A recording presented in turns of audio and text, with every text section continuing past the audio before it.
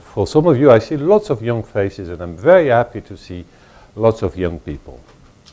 Sorry for the first rows. The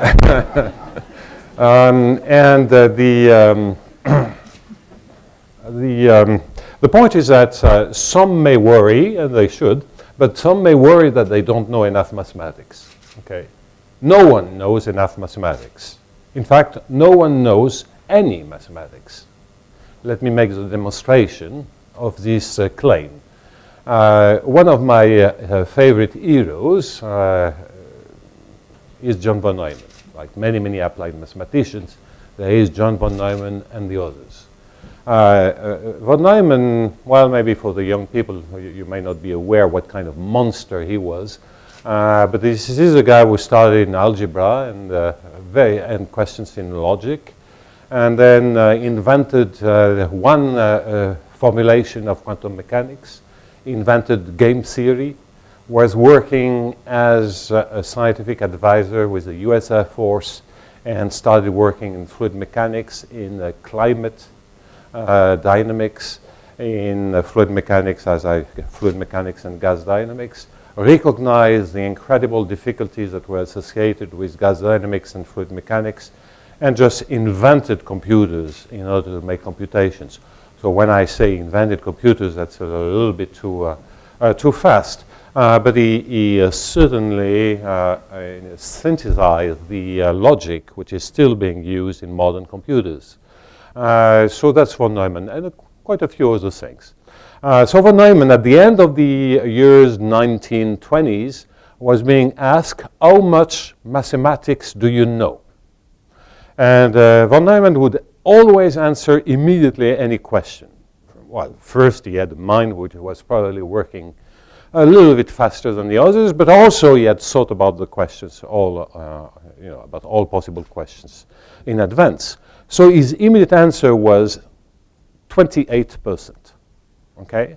So, of course, that's a joke, but it's an indication that someone like von Neumann was, huge spectrum, didn't know more, didn't know 1/3 of mathematics at the end of the 1920s, which means that you take any mathematicians, with all kinds of awards and stranger words and all those things, if he knows 1% of mathematics, that's a huge spectrum.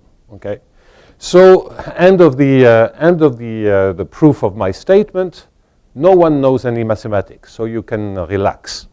Doesn't mean for those who are still following classes that you can't learn mathematics, but we should be very, very conscious that we just learn a little bit. The other thing is, another thing by von Neumann is that, and this is, I'm getting closer to my talk now, von Neumann once said that you never understand mathematics, you get used to it. Okay? So, which is a very deep sentence. So indeed, you have to grow some familiarity with the notions that you're using and reusing, build up your own intuition, which has nothing to do with the explanation that you have received. So it takes time. So some may do it a little bit quicker than the others, but usually it takes some time. So this is a good excuse for using some notions that you have not been used to. And I'll start about discussing about those Minfield games. I've given already at least twice a talk on Minfield games here, but there is no way I can start. I can start without recalling what they are all about. So sorry for the few people that already heard part of this lecture. I just sorry about that. I just mentioned this is a joint project that started more than 10 years ago with a colleague and a friend of mine, Jean-Michel Lasserie, and this unusual mathematician. He is not a professional mathematician. I mean, he used to be a professional mathematician and then went into the private industry and has still been working on the side, building up strange ideas and strange concepts. This is a very, very interesting guy, without whom all this story wouldn't have been possible. So this is the outline.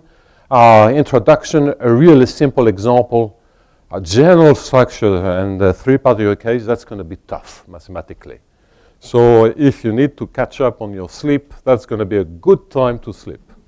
Overview and perspectives, then I'll give some examples. But then I want to spend some time about the much more recent applications of min-field games, which concern the field that is nowadays called big data. You know, that digital data all around us. I hate the terminology big data, and I insist upon this terminology meaningful data. Because in the end, it doesn't matter whether you have large sets of data or high-dimensional data. What matters is the meaning you want to extract from this data. And by meaning, this I really mean meaning. Okay, so here comes the introduction. So it's a new class of models that we studied in the early 2000s. Which aims at describing the collective behavior of a large number of agents. So two ideas, it's like game theory, you have lots of people and lots of agents, players. All of them are small in the sense that a single player is not going to influence a lot the outcome, the overall situation. And we are going to describe the behavior of these huge collections of agents, economical agents, for instance, data bits in data science.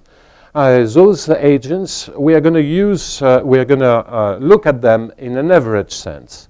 And the average sense is borrowed from statistical mechanics and statistical physics through the classical notions of min-field theories. As we will see, unfortunately, it requires new mathematical theories. Fortunately and fortunately. Fortunately, because this means that mathematicians are not going to be unemployed, and unfortunately, because it means it's difficult. It has lots of applications, numerous applications in economics, finance, social networks, crowd motions, and so on. Yeah, so I certainly want to point out that Wang, Keynes, and Malame in 2006 introduced a completely independently particular class of min-field games models. And in fact, the first time someone proposed a min-field game model without calling it a min-field game model without writing any mathematics was in a paper in economics, in macroeconomics. It's a very famous paper by Krussell and Smith in macroeconomics. It's a very famous paper. It's also very famous because I believe that essentially no one understood that paper at that time. And Bob Lucas in Chicago, former Nobel Prize of Economics, at one point gave me this paper and told me, Pierre-Louis, I'm sure this is a min-field game. No one understands this paper.